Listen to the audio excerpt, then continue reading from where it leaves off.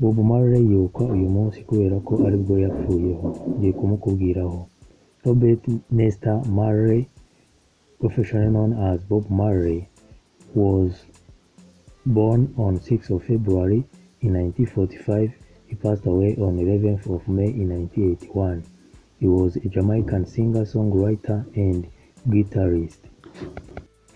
After 8 months of alternative treatment failing to effectively treat his advancing cancer, Marley boarded a plane for his home in Jamaica. During the flight, his vital function worsened. The flight was diverted to Miami, Florida, where he was taken to Cedar of Lebanon Hospital, now the University of Miami Hospital. He died there shortly afterward on 11th of May 1981 at the age of 36 due to the spread of cancer to his lungs and brain.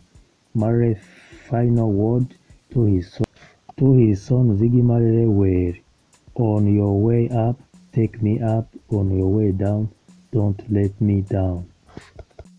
On 22nd of May 1981, Marley was given a state funeral in Jamaica that combined elements of Ethiopia Orthodox as well as Rastafari tradition.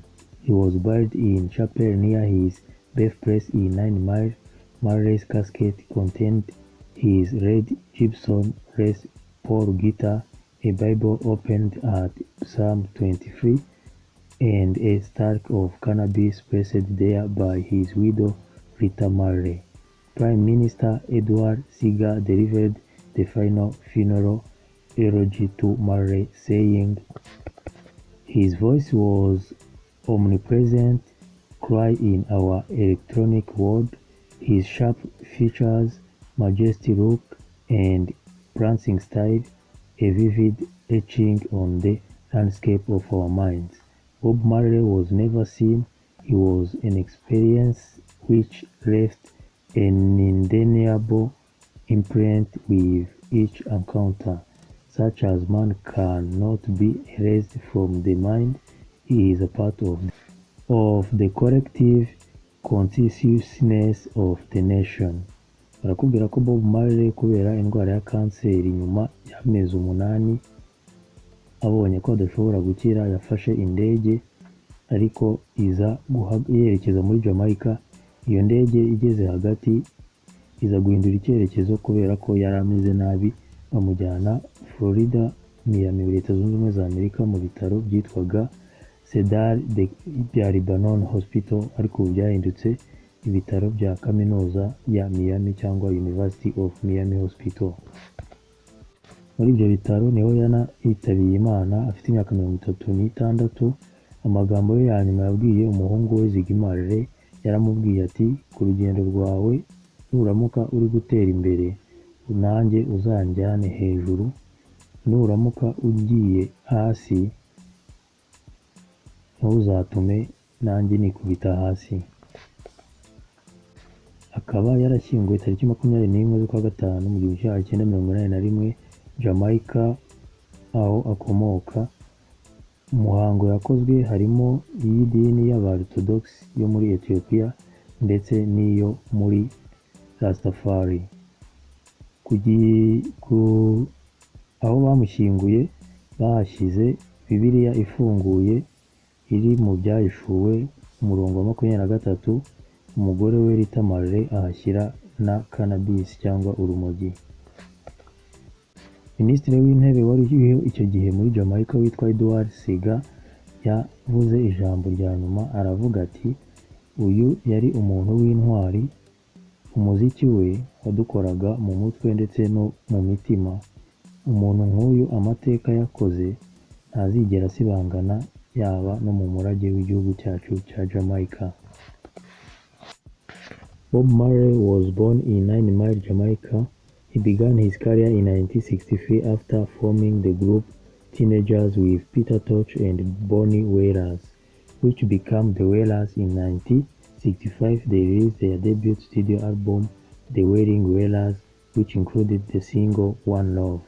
The reworking of People Get Ready, it was popular worldwide and established the group as a rising figure in reggae.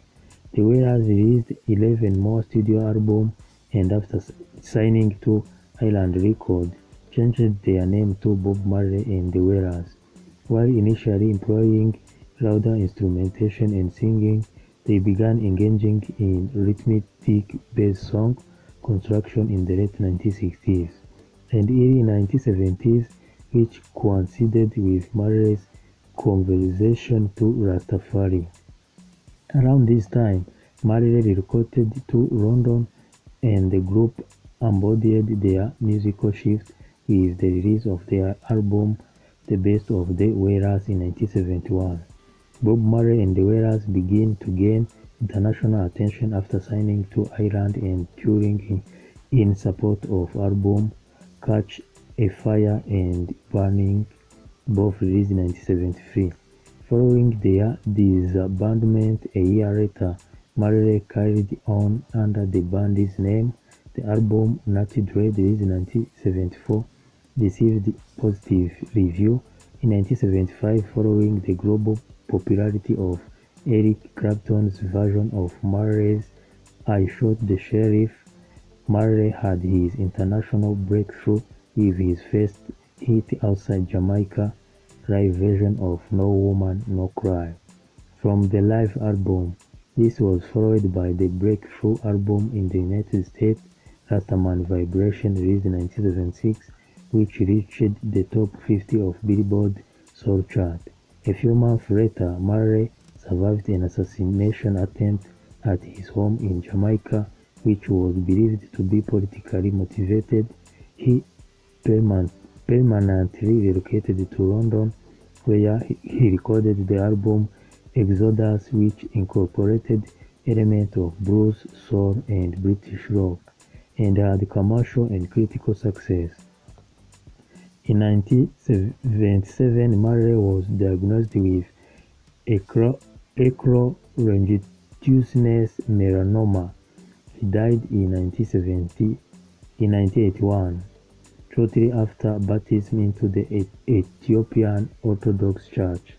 Fans around the world expressed their grief and he received a state funeral in Jamaica. The greatest hit album Legend was released in 1984 and became the best-selling reggae album of all time.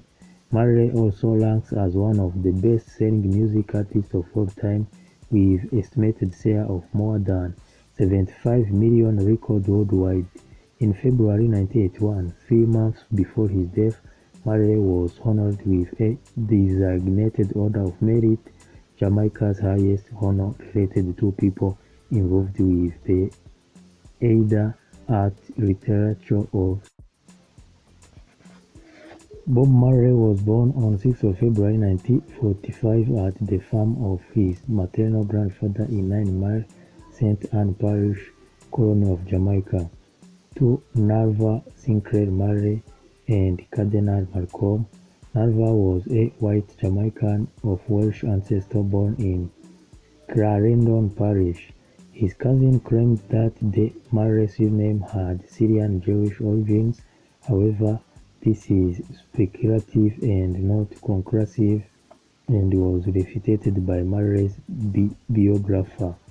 Narva went by the moniker Captain, despite only having been a private in the British Army at the time of his marriage to Cardinal Malcolm, an Afro-Jamaican then 18 years old.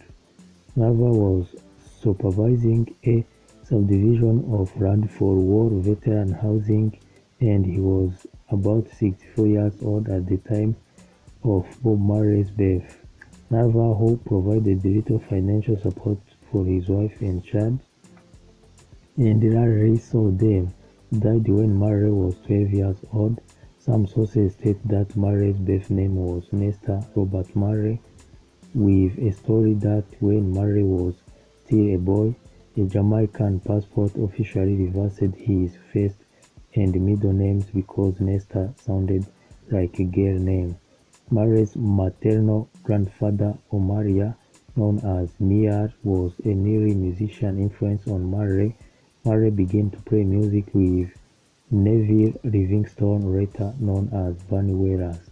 while at Stephens Primary and Junior High School in 9 Mile, where they were childhood friends. At the age of 12, Marley left 9 Mile with his mother and moved to Trenchtown section of Kingston. Marley's mother and Thaddeus Livingstone, Bonnie Ware's father, had a daughter together named Claudette Pierre, who was younger sister to both Marley and Bonnie, with Marley and Livingstone living together in the same house in Trenchtown. Their musical exploration deepened to include the new ska music and latest R&B from United States radio stations whose broadcast reached Jamaica. Marley formed a vocal group with Bonnie Ware and Peter Tosh. The lineup was known variously as the Teenagers, the Wailing Rude Boys, the Wailing Wailers, and finally just the Wailers.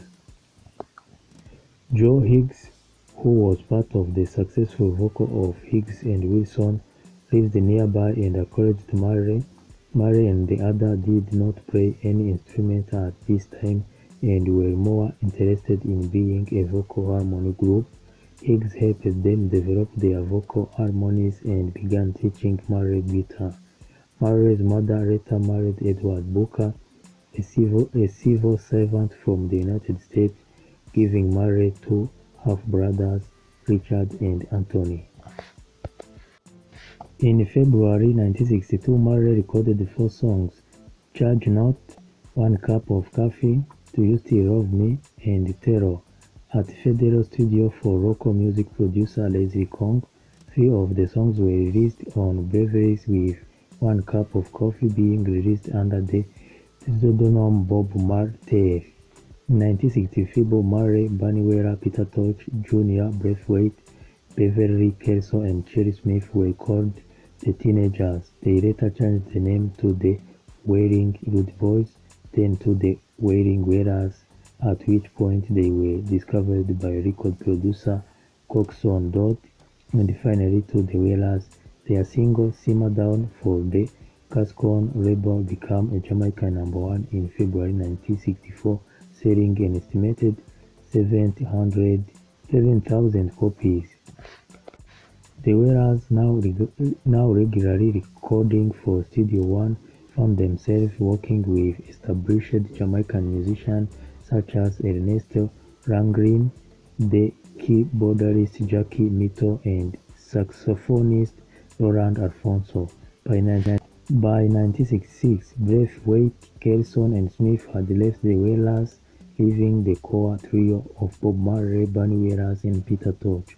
In 1966, Marley married Rita Anderson and moved near his mother's residence in Wilmington, Delaware, in the United States. Bob Marley akaba yaravutse mu mwaka w'1945, avukira kuri mama we. Mama we akaba yaratewe inda n'umugabo w'umwongereza wari ushinzwe ubwato cyangwa ashinzwe ubutwazi bwo mu bwato, ariko uwo mugabo akaba atarigeze afasha mama we ndetse na Bob Marley, ahubwo Bob Marley na mama we bakaba barabanaga na sekuru, akaba ari nawe wamukundishije umuziki kubera ko yatangiye gucuranga umuziki akiri mutoya. Mama Bob Marley yaje gushakana na papa wa Bonnie Wailers, baza kubyarana n'umukobwa witwaga Claudette Pierre, aba mushiki wa Bob Marley. Bonnie Wailers ndetse na Bob Marley batangiye kujya bacuranga ariko batazi gukoresha ibicurangisho by'umuziki. Nibwo Wilson yatangiye kwigisha Bob Marley gucuranga gitari.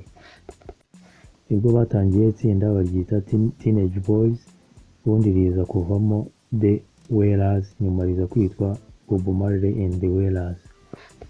Some of Bob Marley's songs include, zimwe mu ndirimbo za Bob Marley harimo nka Could You Be Love, Is This Love, Sun Is Shining, Three Little Birds, Charming, Buffalo Soldier, Natural Mystic, Turn Your Right Down Low, Waiting in Vain, Concrete Jungle, Forever Loving Ja, No Woman No Cry, All in One, Redemption Song, Coming In From the Code, Who the Cup Fit, War, I Shot the Sheriff, One Love, Livery Up Yourself, Dumb, Rastaman, Rev Up, Bad Car, Positive Vibration, Crazy Barhead, Steer It Up, Trench Rocktown, Time Will Tell, Pimpers Paradise, Soul Rebel, Zimbabwe, Ganja Gun, Babylon System.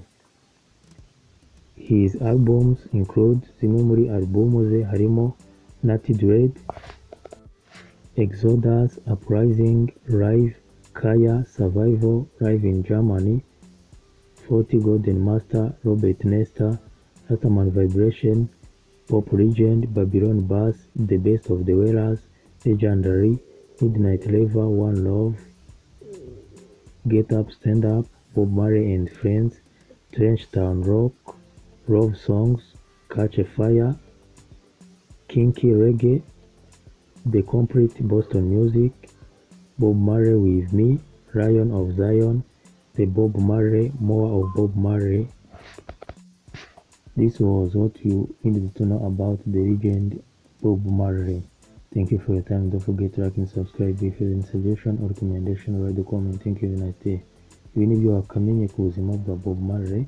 Ukoze kubana nanjye igitekerezo cyangwa impanuro wanyu muri comment. Kandi reka subscribe. Bakuzigire ibihe byiza.